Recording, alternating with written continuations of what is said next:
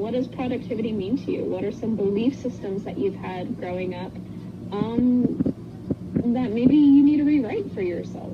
Like what you said about looking like 10 steps ahead, I was kind of thinking of like another scenario with me like trying to do something and tying it back to, you know, my son crying or something. Because like yesterday, I've been trying to get back into like journaling and reading. I've got some poetry books and stuff that I've been trying to finish for the longest.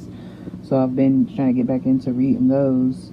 And yesterday, I think he had finally fell asleep for a nap. And so I was like, all right, let me take this time to go journal and then try to read a little bit after I journal. I did journal for a little bit, so I was able to do that. But yesterday, it was like once I got finished journaling finally, and I did that first because my mind was not focused on being in the moment, just journaling and then reading. My mind was focused on, okay, let me try to journal first before he wakes up.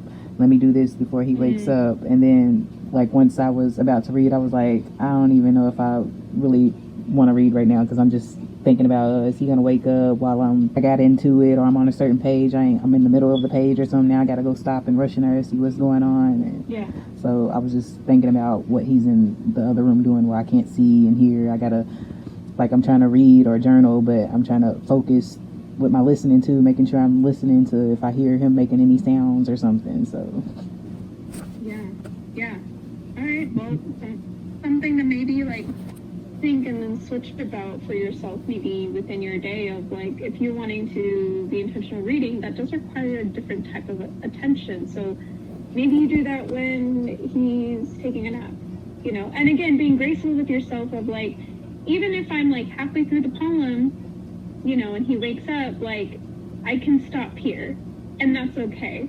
I can come back to this page whenever I want to, you know, and finish it. And it's it's like I know that I can do that, but it's like I don't know. I'm like, I want to finish it now. Like, I don't want to have to come back to the middle of a page. I want to finish the page. I don't want to have him waking up in the middle of it. Like, it's like I just feel like I'm thrown off if a full page is not complete or something. So I'm just too worried about what's going on that I can't even focus on trying to read right now. Yeah, but yet we're still being thrown off because, you know, we're not even like really present. So who's to say if you read that whole thing, would you even remember it? Because I notice when I do be trying to read and I'm like so focused on other things, then I keep having to read the same page over and over again, or like the same sentences over and over again before I can move forward. Maybe that's what I'll have you do for homework, is like looking at maybe different belief systems around productivity, or belief systems in general that you remember kind of growing up, of like, where from mom and dad, of like, that's what, as I like to say, that's what it is. You know, that is the rule, that is the thing. You know, and what does it actually mean to them? You know, like how did you translate that growing up? And then what does that actually mean to you now? So like, I'll just say, let's just take productivity and I would say success. Those two belief systems, you know, how are they shown in your childhood versus like how do they show up now for yourself? Because if we can, again, dismantle, or I guess rewrite or rewire those parts, then we can see the patterns that come up. Because like one of my other patients with the ideal on productivity, like having this idea of like productivity equals success, which equals approval, which also equals reputation. So productivity equals reputation, really, that's the equation. So that idea of like perfectionism came up for them, and they're like, I didn't realize, like, because of how I was taught growing up with what productivity means and how productive was shown up, that it led to, well, if you're not, you know, producing enough, if you're not being active, then your reputation is going to speak of this. So if I'm not perfect in what I do, then my reputation is going to say, well, then I am lazy or whatever comes up. And she's like, I didn't realize that was my pattern yet. Now my perfectionism, I can see now why like I obsess over things because of this perfectionism mentality. She doesn't have OCD, but she's like, but God, it feels like it. And then I have another one actually does. I can see that too. I can definitely resonate with that last part with what you were saying. Yeah, I would say like journal, dive deeper into, that belief system of productivity for yourself, that belief system of success. Because I feel like sometimes they play hand in hand together. Any questions? I don't think so. I know it says in the question is really just something that I had just thought about with talking about like productivity and stuff like that. But maybe just start thinking about the astrology wise with it. I can look into that. Yeah. Because like I'm a Pisces and every zodiac sign has an opposite zodiac sign, and the opposite to Pisces is Virgo, and Virgo is like the sign that deals with Virgo is like all that planning and productivity and worrying if they're not like being productive and stuff. So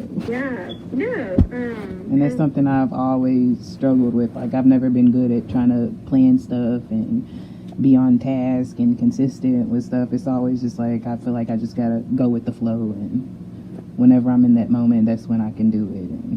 And that's fine sometimes too, but sometimes I need to be a little bit more structured and plan stuff out and be more consistent. Like everything can't be just go with the flow. Yeah, I would say like, what is my opposite? I think my opposite is Leo. Yeah. I don't like the whole just super focus. I'm more of like, I'm just gonna be back here. Yeah, backstage, not center stage. Work behind the scenes. I'll just be right here. Yeah, like that. Okay. Interesting. I'll add that to it. Maybe what are some Pisces qualities? It's like I think elemental wise, Virgos are earth signs, so so they're more like practical and stuff. Right. They have more of earth, so foundation. So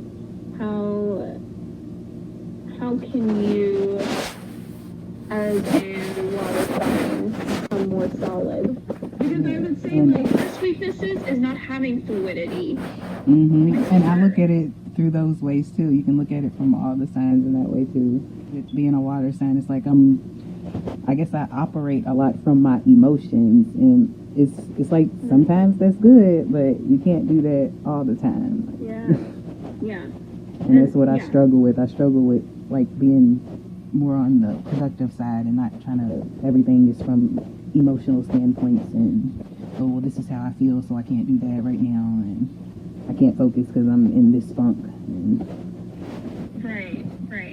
And like, again, like I think that's definitely important to understand that psychology part of it, because if we can't do a task where we're mentally there, we're then like half-assing something, and a Virgo could never half-ass something. Our emotions do help us and they do serve us, but they shouldn't run our entire course. We have to have some sort of foundation, and that's why, how could we be a little bit more solid within our own water type, and how do we make sure that we're not, overflowing, that we're not, drowning ourselves, and whatever other metaphor you can think of when it comes to water. But the Pisces, what are some qualities within Pisces that are strengths, and then what are some qualities in Virgos that we have to practice more?